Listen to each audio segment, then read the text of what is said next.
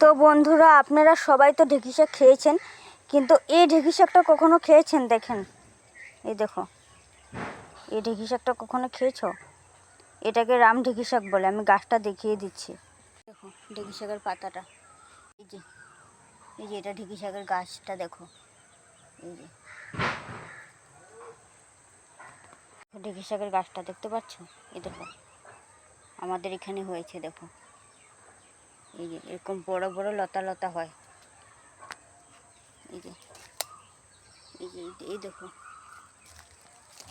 এই যে একটা আমি তুলে নেব।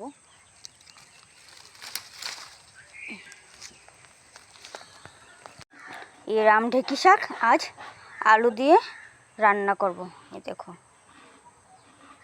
কি সুন্দর লাগছে ঢেঁকি শাকটা, কি বলবো। এই দেখো পাতাগুলো কিরকম এই বড় বড়, এই দেখো, দেখো কি সুন্দর।